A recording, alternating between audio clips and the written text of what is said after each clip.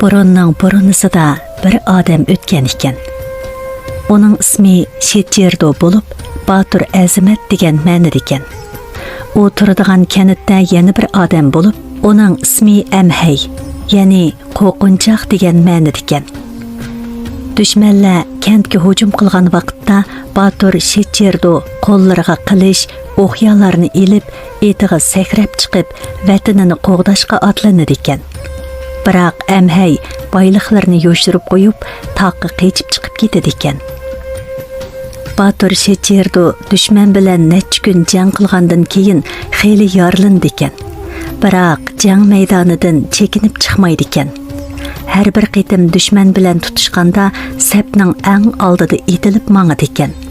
Dushmanlar uni ko'rsa badar qochdi ekan. Bir qitim Shecherdo g'alaba qilgandan keyin uning sharpiga atab ziyofat berilibdi. Lekin ziyofatda hech kim bu sharaflik Baturni ko'mabdi. Nomussiz Amhay bo'lsa birinchi bo'lib ziyofatga kelibdi. Jangchilar izlab yurib, yayloqdan Batur Shecherdoni tepibdi. U yayloqda o'zi yolg'iz medir-sedir qilmay yotgan ekan.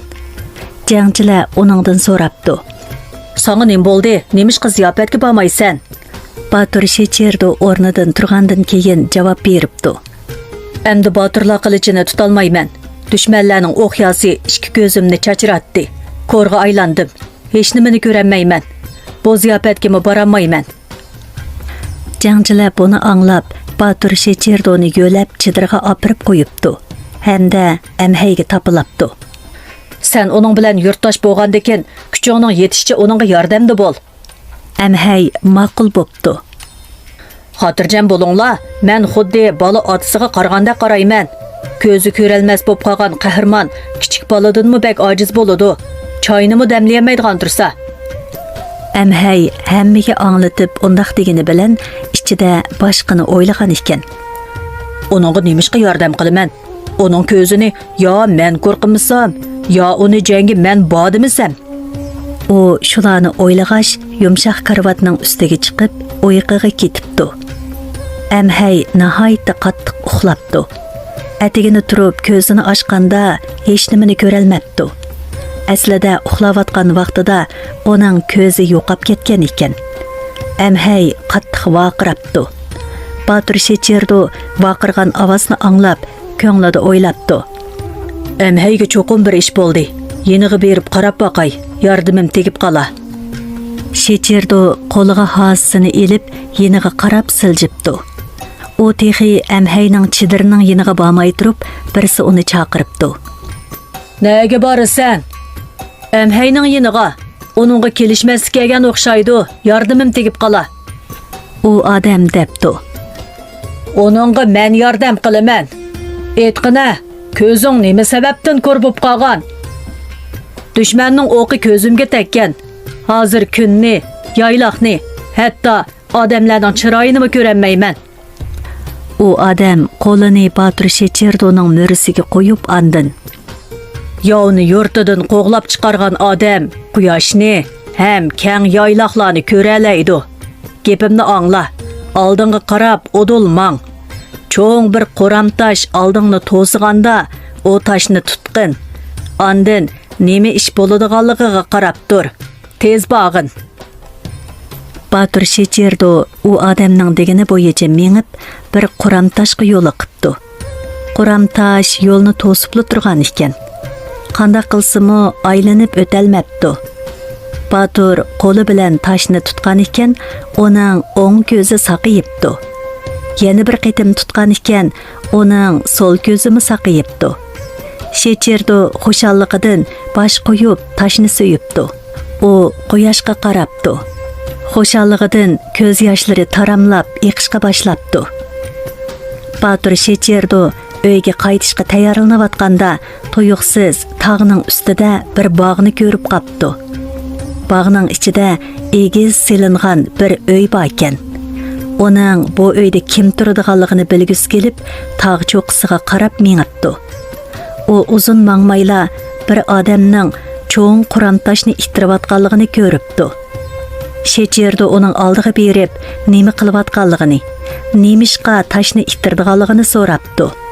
U odam: "Bu tash buloqni to'sib elib, so'larimiz qurib ketdi. Kishilar usuzlikdan o'lay deb qoldi", deb javob beribdi. Shecherdo uningdan so'rabdi: "Bundaq tashni 100 odam yo'tkisimi aran yo'tkaydi, o'zing qandoq yo'tkayalaysan?" "Bu degan sehrlik tash", deb tushundiribdi heliqi odam. "Ming qovul azmat kasimi medriltolmaydi. Biroq nam mansabga ko'z qarnimi sanmaydigan bir jangchi kelib ittirib qo'ysa, tash darholla chang to'zonga aylanadi. Davlatimizning nurg'un jangchilari kelib sinab baqqan, biroq tash yanili qimir qilmay turadi. Kela, sen sinab baqqina, sen onunga tegib qo'ysang, balkim u yo'qab keta." Batur Shecherdo tashni tutgan ekan, tash yanila joyida turibdi. "Qaraganda senmi emaskansan", debdi u odam. "Bo'ldi, yo'lingga mengayvergin." Shecherdo ketib qapti. U davomliq mengib tog'ning cho'qqisiga yetibdi. U tog' cho'qqisida bir bog'chini ko'ribdi. Bog'ning ichidagi uyning yenida uzun gelam silingan bo'lib, gelamning ustida har xil nozu ne'matlar bor ekan. Batur Shecherdo uningga qarab, shundoq yegisi kelib, qo'lini uzitib, banandan birini olay deb turganda, kallasidan bir xiyol yalt qilib o'tibdi. Uyning egisi bo'lmasa, olsam qandoq bo'ladi? Egisi kelganda, cho'qin bu nozu ne'matlarga taklif qiladi. U xeyli saqlagan bo'lsa-mu, uyning egisi kelmabdi. Uning qo'sqi teximi echib ketibdi. Tuyuqsiz osmondan guldirmamidek ovoz kelib, bog'da odam yeydigan 3 boshliq yalmavuz paydo bo'pti. "Bu yerda nima qilyapsan?" deb so'rabdi yalmavuz. "Uy egisini saqlayapman, qo'sqim bak echib ketgan edi", deb javob beribdi Shecherdo. Yalmavuz: "Uyning egilari faqat atigandili keladi. Sen xotirjam yevamamsan. Ular kimning yeganligini bilmaydi", deb vaqirabdi. "Boshqalarning narsasini o'g'irlab yesam bo'lmaydi", debdi Shecherdo. Odamxo'r Yalmavuzning qattiq achchig'i kelib uningga: "Seni ye degandikin ye, agar yemasang jiningni olaman", debdi. Batur Shecherdo yanala cheqilmabdi. Kaynigimi chekinmabdi. Faqat mundaq debdi: "Navoda deginingda qilsam, mening sharpim yo'q bo'ladi. Sharpim bo'lmasa, yashay olishim mumkin emas." Odamxo'r Yalmavuz bu gapni anglab, Azmatga etilibdi. Azmatning yenida hech qanday qo'ral, o'qya yoki xanjarmi yo'q ekan. Gerçi qo'lida bir narsa bo'lmasa-mu, Azmat qilchilik qo'rqmabdi. U yon tarafdagi qarg'ayni yulib elib, Yalmavuzning kallasiga birini qo'yibdi. Bu vaqtda Yalmavuz eg'izidagi o'tni Azmatga purkibdi. Azmat qilchilik qo'rqinish his qilmabdi. "Ishingni qil", deb vaqirabdi Azmat. Hamda daraxtni pulanglatib, Yalmavuzning beshiga toza uribdi. Bu vaqtda Yalmavuz eg'izidan qop-qora is chiqarib, butun yerni qorong'ulikqa purkabdi. Tog' cho'qqisi qop-qorong'u bo'lib ketibdi. Yalmavuzning yiqilib kelganligini Batur Shecherdo sezmay qapti. Alvasti uni tuyuqsiz yerga besib apti. Ham uningga: "Darhol ye, bo'lmasa seni tirik yutib etaman", debdi. Batur Shecherdo o'zining o'lib ketadiganligini his qildi. U oxirgi qitim ani yerni silab turib to'labdi. "Samimiylikdan o'lganlarning nomi 100 asr saqlanadi. Saqtipazlik bilan yashaydigan pastkash odamlarni kichik bolami esidan chiqarib yetadi." U shuni deb bo'lishiga qora tutunlar yo'qab, uning oldiga notonish bir bovay keldi. "To'r o'rningdan nimaga yetib olding?" deb so'rabdi bovay yiqimliq holda. "Sana Qoram toshga yetib boradigan yo'lni ko'rsatib qo'ygan odam men bo'laman", debdi bovay. "Demak, sen tepib bora olading, shundaqmi?" Batur Shecherdo bovayning oyog'iga yiqilib so'zlabdi. "Rahmat sizga bova. Yalmavuz qani? Bu Yalmavuzni men sehr qilib chiqargan. Chunki men sening zodi nimani qadrlaydiganligingni bilmoqchidim. Hayotnimi yoki shon-sharafnimi? Qarasam, ko'ngling o'qyadan chiqqan yog'i o'xshash tuzgan. Boshqalarning baxti uchun yashaydi ekansan."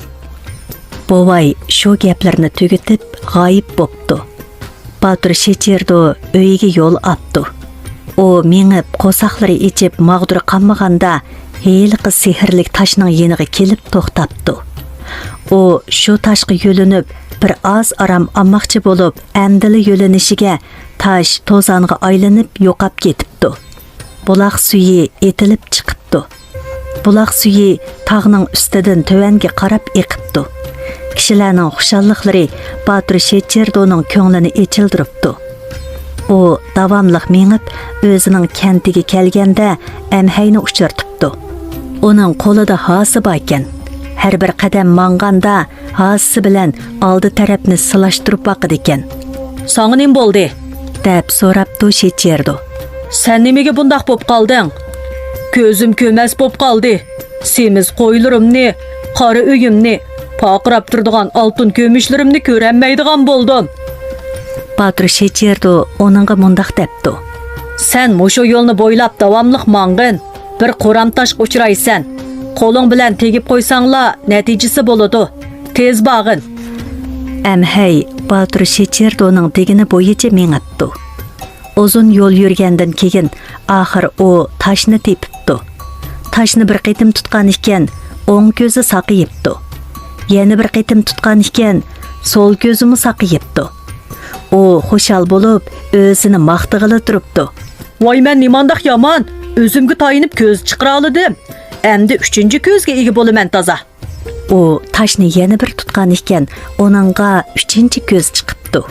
Amhay xushalligidan sakrab ketibdi. O "Voy, hech kimda yo'q 3 ko'z, menda bor bo'ldi. Endi Batur Şeçerdoningmi ichi qizib, qarg'u bo'lib qoldigan bo'ldi." debdi. Amhay uyiga yugurib degida qaytibdi. O'zining ko'zini boshqalarga ko'z qilishni o'ylab turganda tog'da chiroyli bir bog'ni ko'ribdi. O bog'da kimning turadiganligini bilib beqish uchun taqiyamishibdi. O bog'ning ichiga kirib uyni ko'ribdi. Uyning yenida gelam. Gelamning ustida har xil yemaklik va meva-chevalar turgan ekan. "Voy, bek yaxshi bo'ldi." debdi Amhay ichidan xushal bo'lib. "Omad talaydigan mushuda, qo'saq to'yg'idak bir yavolaychi." O yeyishni boshlab har xil narsalardan tetibdi. Birini mo qoldirib qo'ymabdi. Shu tariqada kun qayrilibdi. O yeyaveribdi. O eng oxirgi bir parcha go'shtni qo'liga olgan vaqtda bir Seg'izxon uchib kelib, gelamga qo'nib, olmini cho'qilgan ekan. Amhay ko'rib qilib, qo'lidagi go'shtni Seg'izxonga etib qattiq vaqirabdi. "Vo, o'g'ri, yo'qol. Bu yerdagi yemekliklarni sana tayyorlamagan." Seg'izxon uchib ketibdi. Amhay bir kun shu yerda yeb ichibdi.